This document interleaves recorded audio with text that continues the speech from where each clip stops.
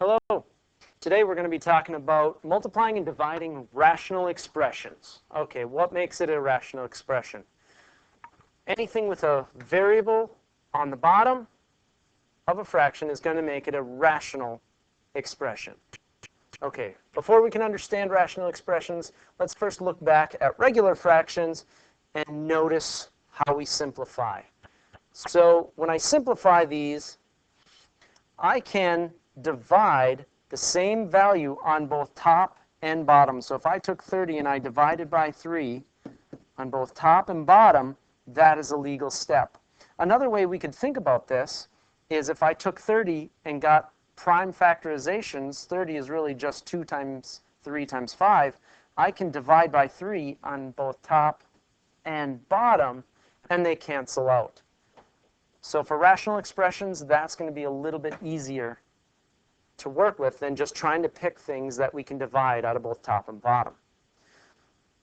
So as you notice, that 30 and 105 not only have common factors of 3, but they also have a 5 in each of them. So we can divide by 5 on top and divide by 5 on the bottom, and all that's left is going to equal 2/7. Okay, so now if I make this a rational expression, I can put x's in here. And just for argument's sake, let's make it a 30x, not just an x, but an x squared. So that means the 30 is still a 2 times 3 times 5, but an x squared is a times x. And 105x is still a 5 times 7 times 3, but times another x. Well, if I have x's on both top and bottom, one x on top will cancel with an x on the bottom, but it'll still leave the one x left over on top, and so my 2/7 would become a 2x/7. Okay, another way we can look at this is in quantities. So if I have 2x times a quantity of x minus 5, and I have an x minus 5 on the bottom times a quantity of x squared minus 1, the two quantities of x minus 5 being identical parentheses as they are, you can cancel each one of those as well. But notice we still have multiplies in between these, so this simplifies down to a 2x over x squared minus 1. Now, one thing that's really important is that I see an x on both top and bottom, but because there's a minus on the bottom, this has to also stay that quantity. And you cannot take an x that's not in a quantity and divide it with an x squared. That just does not happen. You cannot do that. So this is where we're going to leave our answer as a 2x over x squared minus 1. But it might get a little confusing, and so this plus or minus is going to be what you're keying into. So looking at this another example down here, they're asking us to simplify. You're going to have to notice that there's an add or subtract inside of this. So you can't start canceling out z's, because before we do that, we have to get it as terms multiplied together. What does that mean? That means factoring. What can I factor out of both of those two? Well, I see a z squared times a w minus, we'd have to put in a 1, so that if I distributed this thing back, it'll equal where we began. So I'm going to do that double check. Yes, factoring out a z squared, leaving a w minus 1 equals that z squared w minus z squared. Okay, double checked on that. Next, we got to do the bottom the same way. Notice we have a z cubed and another z cubed. So we can pull out a z cubed, but this is going to be a little backwards. We're going to have the 1 here minus a w. Now, I know what you're thinking. I'm seeing z's that can cancel, but the w minus 1 and the 1 minus w are so close, but they're not the exact same. Well, you can't cancel them unless they're the exact same. Well, we can change things a little bit. We got a z squared and a z cubed. Two different things, but I can write it as a z times z times a w minus 1 on top. The bottom, I can write this as a z times z times z. But there's something interesting you can do with this 1 minus w. I wish I could flip the order, but if I do, that will leave me a minus w plus 1, which is still close to a w minus 1. But what would happen if I factored out a negative 1 out of that? Wouldn't it leave me a positive w and a minus 1? In which case, if I leave it like that, now the w minus 1 on top can cancel with the w minus 1 on the bottom. And all that's left is that minus 1. Likewise, a z on top cancels a z on the bottom. A z divided by a z is 1. And what's left? Well, on top, there's literally nothing left. So to show that this red z and the minus 1 are still there, I'm going to have to keep a 1 on top to show that this minus 1 times z is just a minus z is still there on the bottom. And that's going to be my simplified answer. So remember that when you multiply two fractions, you first multiply the numerators and then you multiply the denominators. To divide two fractions, you multiply by the multiplicative inverse or reciprocal of that divisor. So in other words, if you have a multiply, you already have a top and a bottom. You can just connect it. The 5's on top, the 4's on top. If you want to write them as primes, 5 is prime, and 2 times 2 is the 4. 2 times 3 makes a 6, and the 5 times 3 is your 15. All right, well, if everything's multiplied and there's no add or subtracts, you have the green light to cancel away. So a 2 on top cancels a 2 on the bottom, leaving only 1s. A 5 on top cancels a 5 on the bottom. And your final answer is going to be 2 over a 3 times 3, or just a 2/9. Now, when you have a division, notice that you can take this divide by 9/14, and you can multiply it by the reciprocal, which is 14/9. You can't cancel beforehand, but once you're multiplying by the reciprocal, now the 3 on top and the 9 on the bottom can cancel, but it would leave a 3 on the bottom. Or you can prime factorization it, and the 3 on top cancels a 3 on the bottom. Same with 14 and 7. The 7 cancels a 7, and you're left with a 2/3. Now, this isn't the only way you're going to see fractions divided. You might see fractions written like this: 3/7 divide by 9/14. And so it might look like a fraction of a fraction, but really, this is just a divide sign. And so you can still multiply by the reciprocal and write it as a 3/7 times the reciprocal of 14/9. Then you can cross cancel. Okay, so let's get a few examples going on. Option 1, you may want to list everything out in order of prime. So I see A4 is a 2 times 2, eh? Times 15 is a 3 times 5. B squared is a B times B. Over 5 and B are primes. And 16 is a 2 times 2 times 2 times 2, A times A times A. So you can cancel a 2 on top with a 2 on the bottom, a 2 on the top with another 2 on the bottom. A on top cancels an A on the bottom.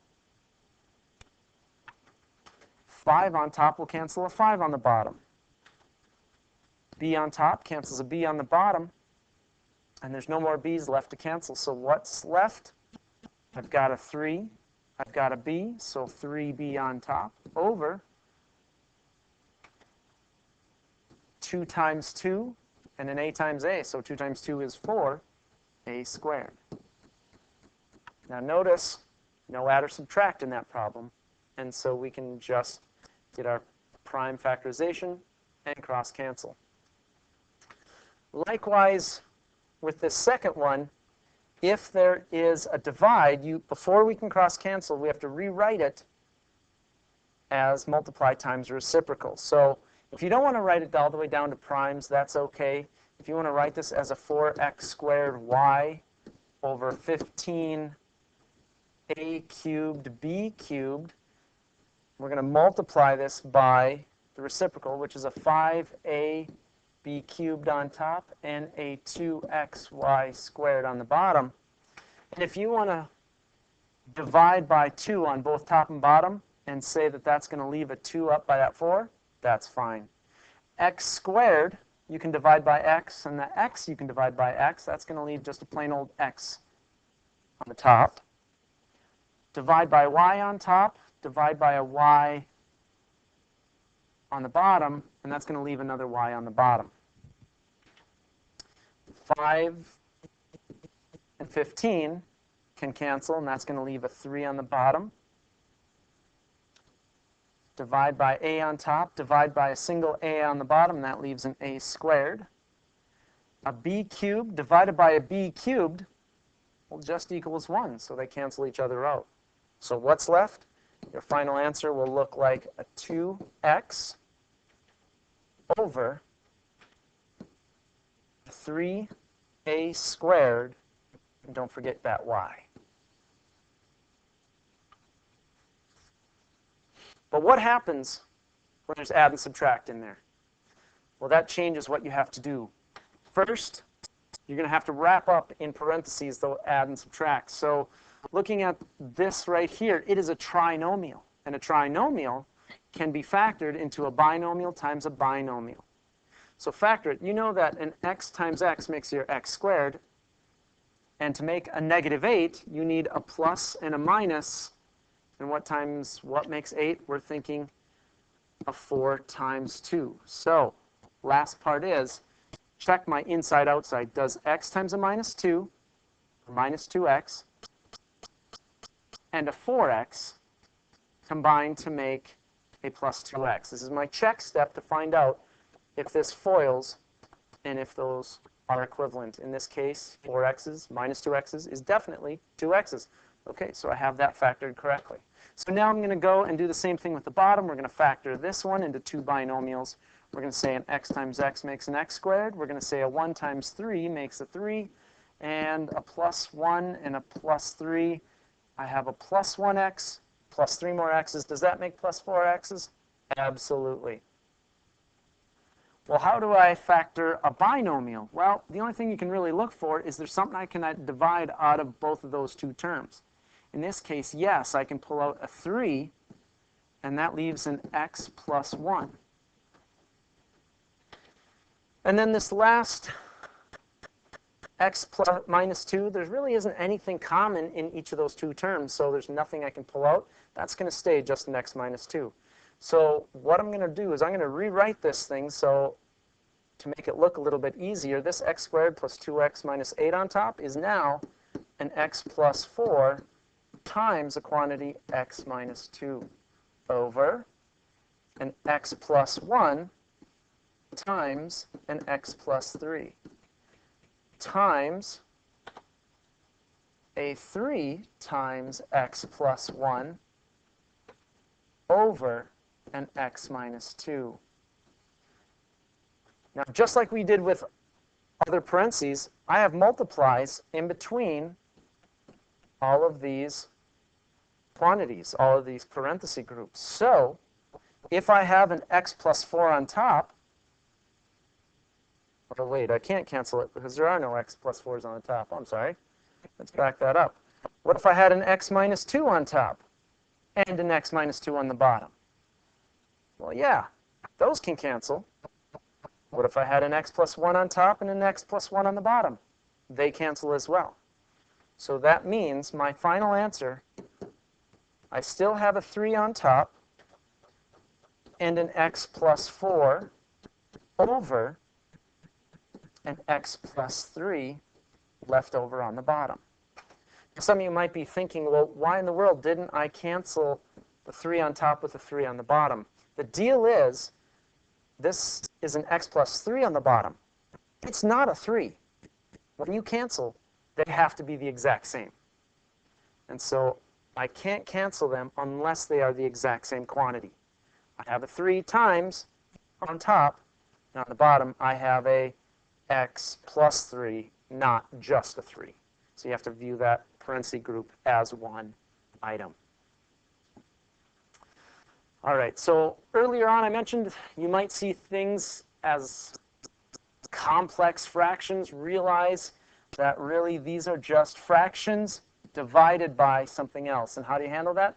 Rewrite it as that fraction, a over 5, times the reciprocal of 3b, which is just 1 over 3b. Likewise here, if there's a 3 over t on top, that's the same thing as a 3 over t, but instead of dividing by t plus 5, multiply it times the reciprocal, which is 1 over, but make sure you get it into parentheses. It's a quantity t plus 5. Okay? And then you can combine and simplify. Sometimes you'll see a fraction over a fraction. Again, remember that this is just a divide bar. So I would write that as an m squared minus 9 over 8. And I will write it as times the reciprocal, so times a 12 over 3 minus m all over, oops, that's it. It's already. The last one is kind of weird. It's kind of confusing. Notice there's a plus in here, which means this is a whole entire quantity. So how do you add a quantity when one's a fraction, one's not? Well, remember getting common denominators? That's what you're going to have to do here. You're going to have to multiply this times 1. Which one? How about a p over p? That equals 1. Now you will have common denominators. So you can rewrite this as a 1 plus 2p all over your common denominator of just p. Over, same thing, we're going to have to do that on the bottom. We're going to have to times it by my common denominator, which is p over p. And so now I have minus 4p, so I'll end up looking like 3 minus 4p all over the same common denominator of p. Now I can write it as a complex fraction or times the reciprocal. And it'll just look like a 1 plus 2p over p times reciprocal p over 3 minus 4p. Now, you can probably see that these two quantities are not the same and you can't factor anything out of them, but a p on top divided by another p makes a 1 and those cancel out. So yes, those would then be able to cancel. Here's the biggest thing.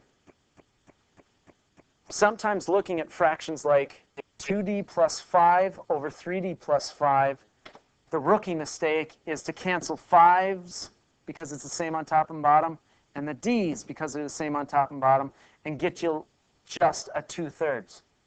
That's a rookie mistake. There's something here that you're missing. You can't do that because of this plus that's involved. So instead, because that plus is there, it's not just separate 2 times d plus 5. It is a whole quantity, 2d plus 5, divided by an entire quantity, 3d plus 5. So you cannot say it's equivalent to 2/3. So it's not sometimes, it's not always, it will never be true because when add and subtract's involved, they are quantities. You would have to go and do the order operations through that first before that ever could get canceled. Good luck. Watch out for those plus and minus signs. Have a great day.